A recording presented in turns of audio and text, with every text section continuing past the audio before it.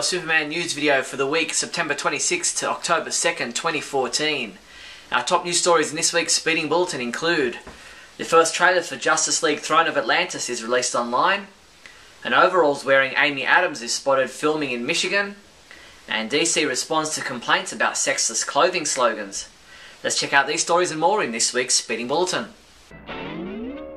In movie news, filming for Batman v Superman Dawn of Justice continued in full force last weekend, with the production changing locations to begin filming at the Ransom Gillis house, an abandoned mansion in Detroit, which many speculate may be the exterior of the Wayne Manor, although the rundown appearance of the home has many speculating otherwise.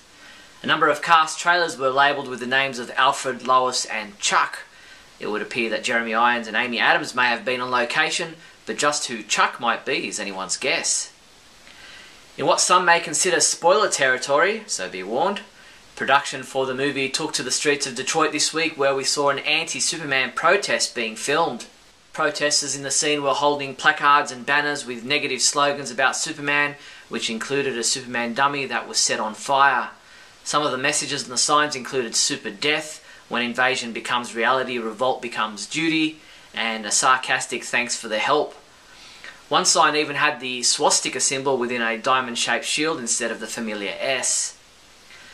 Looking very relaxed as Lois Lane in denim overalls, actress Amy Adams was photographed on set in Detroit, Michigan this week. Amy appeared to be dressed in character as persistent reporter Lois Lane while taking a call during a short break between takes. As we reported in mid-September, filming will take place across 2 nights this month in East Lansing, with workers currently constructing sets outside and possibly inside the Broad Art Museum in Detroit, Michigan. Filming is expected to take place at night on October 16th and October 17th, with extras casting having taken place in recent weeks. A series of fake hedges have been built around the set to keep the public from seeing what's happening within. WILX.com reports that film's producers have exclusively asked employees of the Douglas J. Avita salon to do hair for a high society ballroom scene. Fox 32 News reported that filming for Batman v Superman is headed to Chicago in early November. They'll be in downtown Chicago for about 4 to 5 days, and then another week and a half in surrounding communities. Ben Affleck participated in a lot of interviews this week promoting his new movie Gone Girl, and inevitably was asked about Batman v Superman. He told the Boston Globe, "I love the script, I love the director, I love the studio, I'm very much looking forward to it."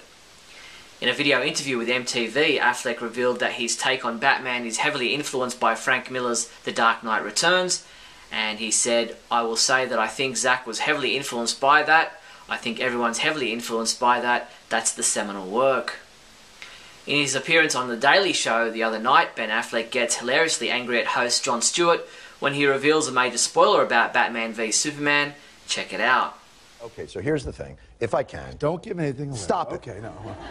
So in Gone Girl, he kills his wife, and then in Batman and Superman, Superman defeats Batman. So it's... What the f***? I'm just telling them. Are you kidding me? I have a talk with you 5 minutes ago, and the thing, and it's like, hey, we're in show business, cut me in on the thing. I did not know. You did not say, don't tell everybody on the show. You said to me in March of 2016. But I thought that's why you didn't want me to wait. I thought you didn't want them to wait. It's actually cool. All right, thank you. I appreciate that. Warner Bros. Animation released the first trailer for Justice League Throne of Atlantis, the new DC animated original movie, which follows on from Justice League War. As Orm and Black Manta make their move against the surface world after the battle with Apocalypse's forces in Justice League War had deadly consequences for Atlantis, the Queen of the Lost Underworld civilization searches for her other son, Orm's half-brother Arthur. Living on the surface world with powers he doesn't understand, Arthur Curry steps into his destiny as Aquaman, teaming with the Justice League to save and unite all people of the world. You can pre-order Justice League Throne of Atlantis on Blu-ray and or DVD from our online store. From now until March 2nd next year, the Victoria and Albert Museum, London and the Academy of Motion Picture Arts and Sciences will present the final showing of the groundbreaking multimedia exhibition Hollywood Costumes in the historic Wilshire May Company building in Los Angeles. This ticketed exhibition explores the central role of costume design, from the glamorous to the very subtle, as an essential tool of cinematic storytelling. A Superman costume worn by Christopher Reeve and the Man of Steel costume worn by Henry Cavill are amongst many movie superhero costumes on display. Tickets are available at oscars.org/HollywoodCostume. Margot Kidder and Helen Slater will be attending the Armageddon Expo in Melbourne, Australia, which will be held at the Melbourne Showgrounds across October 18th and 19th. Tickets for the event are on sale now from ticketek.com.au. In TV news, the Paley Centre for Media in both New York and Los Angeles will present screenings of classic superhero TV shows during October. 2 episodes of the Adventures of Superman TV series, Superman on Earth and The Perils of Superman, will be screened on October 4th and 5th and again on October 11th and 12th from 2 p.m. Visit the Paley Centre website for further details. In comic book news, Saturday's Ladies First, the Impact of Women in Comics panel at the Long Beach Comic Con in California saw a number of female comic book creators discussing arguably the most famous woman in comics, Lois Lane. Check out the full report at our website.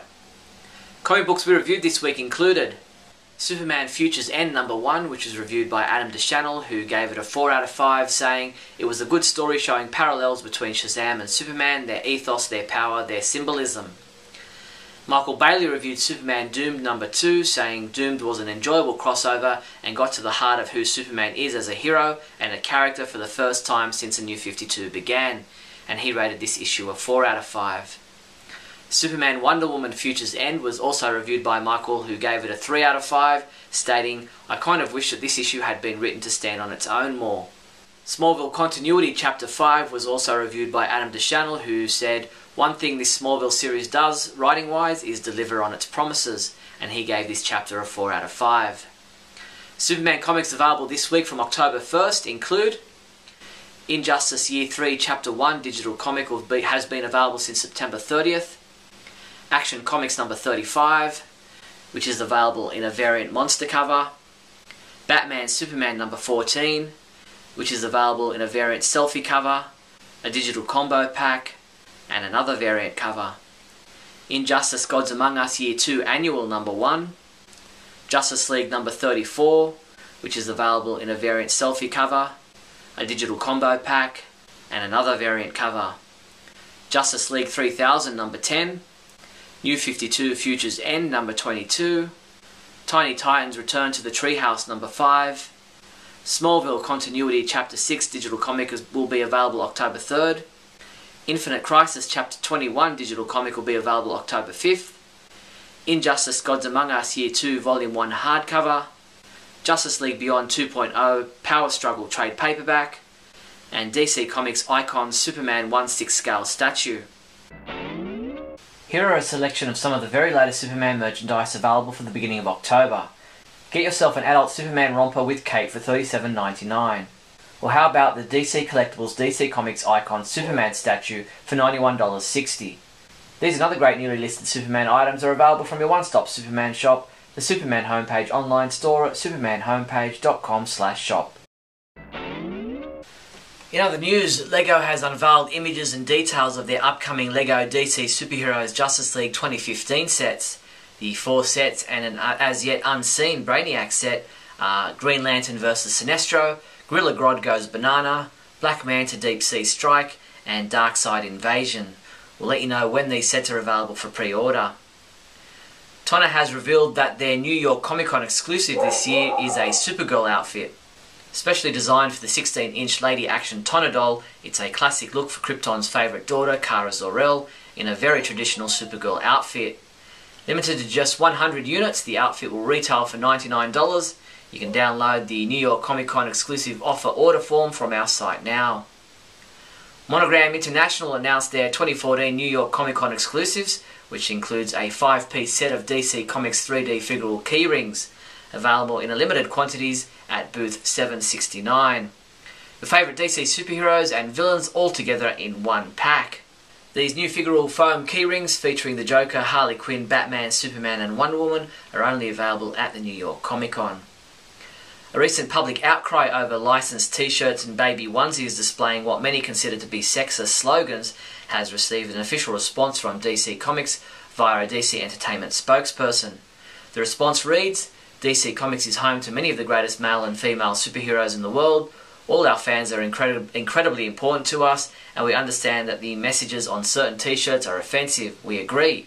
Our company is committed to empowering boys and girls, men and women, through our characters and stories. Accordingly, we are taking a look at our licensing and product design process to ensure that all our consumer products reflect our core values and philosophy.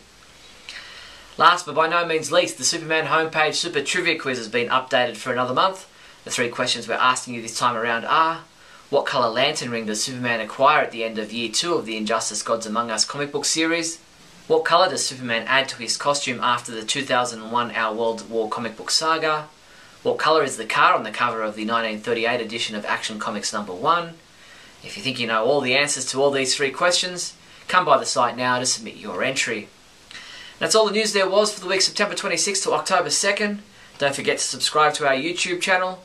I'm Steve Younis from SupermanHomepage.com. Go the Rabbitohs. Great Scott. Great Scott. Great Scott.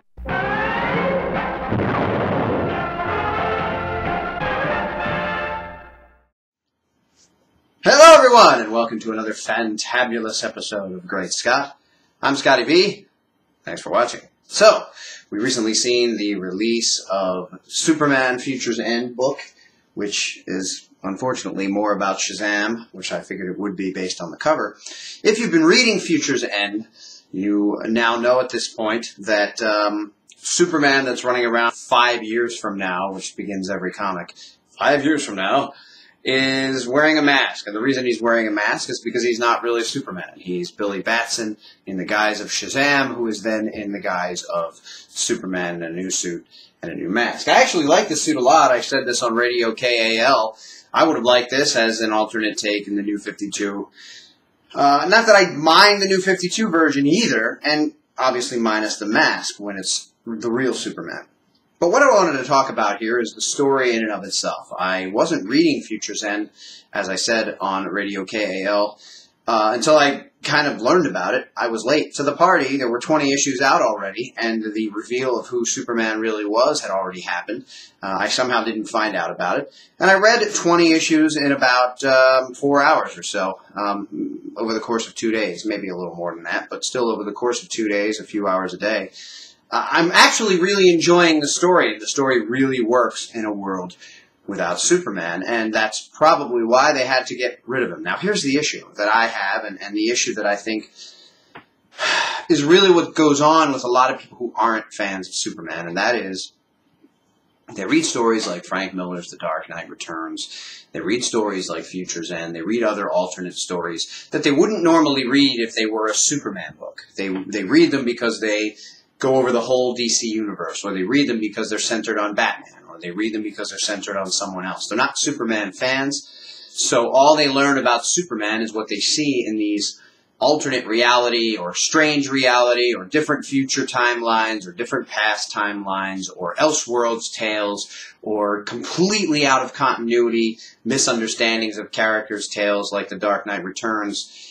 That really have no basis in who Superman actually is, just a basis in who Frank Miller wanted him to be for that particular story. And so the non-fans read these, and then I speak to many of them who go, well, isn't Superman a jerk anyway? Well, isn't Superman an arrogant ass anyway? Well, isn't Superman a coward anyway? And those are so far from what he is. He's not arrogant. He doesn't believe himself better than anyone. He believes he can help, and because he believes he can help, he does help. Which is part of the problem with this story. Now, I know it's a mystery, and I know that we're going to find out, I hope we are going to find out. We learned a little more in Superman Futures End. It has something to do with a him who says Superman must do something that he's not going to want to do in order to win the war. And that's great, because that means Superman is required to win this war, while all the other heroes are failing, and they're all falling by the wayside.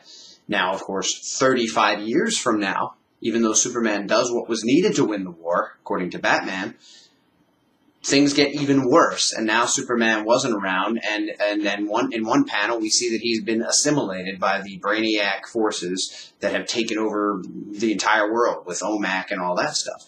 So it's hard to understand exactly what's going on because we haven't found out everything, but the biggest thing that irks me and will help to make the non-fans feel like Superman is just a jerk is that Superman's supposed to be this strong-willed, never-ending battler of evil who never gives up and has endless hope for the future and endless hope for humanity and defends the earth to the very end, to his dying breath.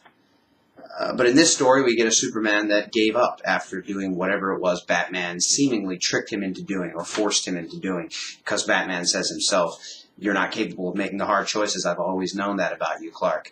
But you're needed, and Superman is needed, and only you can do certain things that need being done." And it seems like he then had to force him to do it or trick him into doing it somehow. You know, when I was talking to Steve on Radio KL, my thought was, okay, if something he did caused his parents to die, or something he did caused the love of his life to die, or something he did caused the massive destruction of lots of lives, and maybe that's what we get here. Maybe he needs to destroy all of Metropolis or something in order to save, but Metropolis is still intact here, so, you know, in a sense, maybe he needs to destroy something, thereby killing lots of people in order to end the war, or something along those lines. Maybe he has to kill Darkseid.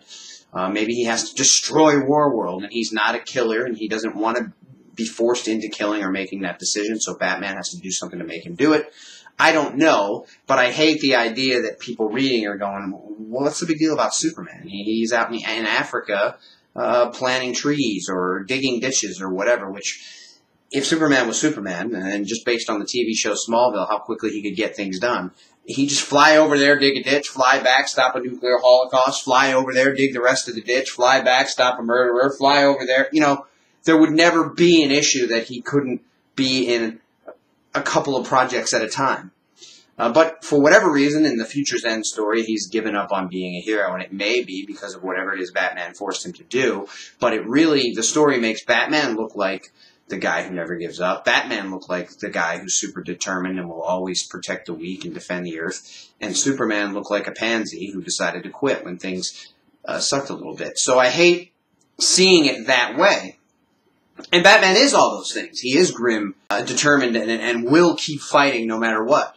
But he's also human, and that's why he realizes, I think, that we need Superman to do certain things in dire situations like this, and probably why he has to force Superman to do it. But it looks really bad for Superman to have people like John Constantine coming up to him saying, "Oh, great job, hero. Way to give up on the world." You know, this is John Constantine, who was a punk-ass himself, who doesn't really care about anybody and was kind of forced into demon fighting that he does simply because of his own circumstances, but not because he wanted to help. Superman always wanted to help. Superman wanted to protect the world. Superman wanted to make things better. So to see him turn his back is heartbreaking, and that's what makes for great drama, and that's probably why it's a good story, and I'm guessing by the end, Superman's going to come to the forefront, and him along with Batman and maybe some others. But it's probably going to end up being a Superman-centric solution based on what we're being presented with here, which is great, but then you still go, but it took Batman and John Constantine and other people prodding him